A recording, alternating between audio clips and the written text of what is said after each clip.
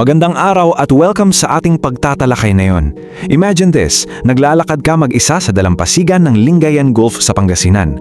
Gabi, tahimik, tapos alon lang talaga ang naririnig mo. Tapos bigla na lang may umalingaw-ngaw na isang napakagandang boses na parang tumatawag mula sa ilalim ng malamig na dagat. Nakakakilabot, di ba? Pero at the same time, sobrang nakakabigani. Sa pagsusuri natin ngayon, hihimayin natin ang isa sa pinakasikat at pinakamisteryosong lokal na kwentong bayan na meron tayo at aalamin natin kung ano ba talagang ibig sabihin nito para sa ating kalikasan at kultura. Naranasan nyo na bang makarinig ng boses mula sa dagat? Para sa ating mga nagbi-beach lang para magbakasyong, baka isipin natin, baka hangin lang yan o kaya guni-guni lang natin. Pero alam nyo, para sa mga veteranong mangingisda ng Pangasinan na araw-araw hinaharap ang pangid ng alon, naku, hindi lang yan simpleng hangin para sa kanila. Buo talaga ang paniniwala nila na iyon ay ang boses ng sirena na nagmamasid sa kanila mula sa ilalim ng tubig. Kaya simulan natin dito sa unang bahagi, ang misteryo ng Lingayen Gulf. Para mas maintindihan natin kung gaano kabigat itong kwentong to, kailangan nating balikan sandali ang kasaysayan ng lugar. Bago pa man dumating yung mga naglalakihang barko na nakikita natin ngayon, ang Lingayen Gulf ay tinitingnan na ng mga ninuno natin bilang isang napakasagrado at misteryosong lugar. At ang bantay nito, walang iba kundi ang sirena. Kasi madalas dahil sa pamamagahamang panonood natin sa pelikula, naiisip natin na ang mga sirena ay mga halimaw na nagpapalubog ng barko o kaya mga mahihinang nilalang na naghahanap lang ng pag-ibig sa ibabaw ng lupa. Pero sa sarili nating kultura, hindi po siya ordinaryong halimaw. Kinikilala siya bilang pinakamataas na tagapang-alaga, ang mismong makapangyarihang reyna at bantay ng kailaliman ng dagat. Pangalawang bahagi, kagandahan at kapahamakan. Dito na tayo papasok sa mas malalim na aspeto niya. Itong sirena daw na nakatira sa pinakamalalim na part ng Lingayen Gulf, kilalang-kilala siya sa dalawang magkasalungat pero napakatinding katangian. At dito mo makikita yung kamangha-manghang balanse ng kalikasan . Sa isang banda, sinasabi nilang may taglay siyang kagandahang walang kapantay at malambing na tinig na kayang magpaamo kahit sa pinakamalakas at pinakamapanirang bagyo. Napakagandang isipin, di ba? Nagdadala siya ng kapayapaan. Pero teka lang, sa kabilang panig, nandun yung puot niya. Walang awa at walang atubiling parurusahan ang sinumang magtatangkang saktan o abusuhin ng karagatan.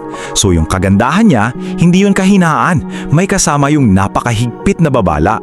Pangatlong bahagi, ang kwento ng mga mangingisda. Lumipat naman tayo ngayon sa karanasan mismo ng mga taong pinakamalapit sa kanya, yung ating mga lokal na mangingisda. Kasi para sa kanila, itong kwento ng sirena hindi lang to basta alamat o kwentong kutsero. Literal na realidad nila to, yung pang-araw-araw nilang kabuhayan at madalas pati buhay nila nakasalalay talaga sa timpla ng dagat at sa mood ng sirena. Sadyang magkasalungat ang nararanasan nila rito. May mga mangingisdang umuuwi na siksik, liglig at umaapaw ang huling isda at itinuturing nila itong biyayang galing mismo sa sirena dahil sa pagiging marespeto nila. Pero sa kabilang banda naman, nandyan din yung nakakakilabot na katotohanan ng mga misteryosong paglaho. Yung tipong may mga bangkang natatagpuan palutang-lutang na lang na walang sakay sa gitna ng laot. Mga lalaking nagpaalam na mangingisda pero hindi na nakabalik sa kanilang mga pamilya. Wala nang bakas.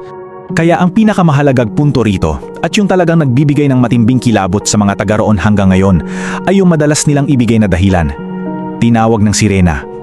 Kapag may nawawalang mangingisda at walang makitang katawan o bakas man lang, ito yung nagiging paliwanag ng buong nayon. Naniniwala sila na ang mga lalaking ito ay naengkanto ng kanyang napakagandang boses at kinuha para manirahan habang buhay bilang mga alipin o kasama sa kumikinang niyang palasyo sa ilalim ng tubig. Subukan nyo ngang ipikit sandali yung mga mata nyo at i-imagine tong eksenan ito na sinasabi ng mga saksi.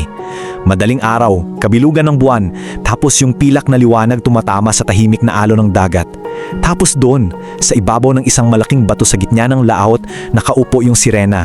Dahan-dahan niyang sinusuklay yung napakahaba niyang buhok habang umaawit ng isang himig na tumatagos hanggang sa isipan mo. Isa tong nakakabigani pero napakapanlin lang na panawagan mula sa dagat. Napakagandang eksena pero deep inside alam mong sobrang delikado. Ika-4 na bahagi, simbolo ng ating kultura. At ito ang nagpapakita ng napakalinaw kung bakit ang alamat ng sirena ng Lingayen ay hindi mo pwedeng ituring na simpleng bedtime story lang. Hindi to kinuwento para lang manakot ng mga bata, kundi para magturo. Mayroon itong napakalalim na ekolohikal na kahulugan para sa ating kultura. Kasi yung sirena, hindi lang siya literal na nilalang para sa mga ninuno natin eh. Siya mismo yung personifikasyon, yung mismong mukha ng karagatan. Parang yung dagat mismo, napakaganda, nagbibigay ng buhay at pag-asa. Pero sa isang iglap, kaya nitong bawiin yung buhay mo sa pamamagitan ng malalaking alon at bagyo kapag nilapastangan mo ito. Kumbaga, ang kwento ng sirena ay isang malikhaing paraan ng mga Pangasinense para ipakita yung matindi nilang paggalang at takot sa mga puwersa ng kalikasan. Alam nyo, bago pa man nauso yung mga terms ngayon na climate change o sustainability, ang mga ninuno natin nagtuturo na sila ng pag-ingat sa kalikasan gamit mismong kwentong to. Unang lesson, huwag kumuha ng sobra, kunin mo lang kung ano yung sapat para sa pamilya mo.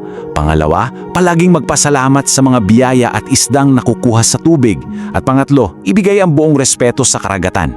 Basically, itinuturo ng alamat na ito na kapag naging gahaman tayong mga tao, merong sirena o kalikasan na siguradong maniningil sa atin. At ang nakakatuwa rito, hindi siya nabaon sa limot kasama ng mga lumang panahon. Kung bibisita kayo sa Lingayen ngayon, makikita ninyo talaga kung gaano kabuhay ang sirena sa kanilang mga sining, sa mga lokal na kanta, at sa mga makukulay nilang pagdiriwang. Naging bahagi na siya ng modernong pagkakakilanlan.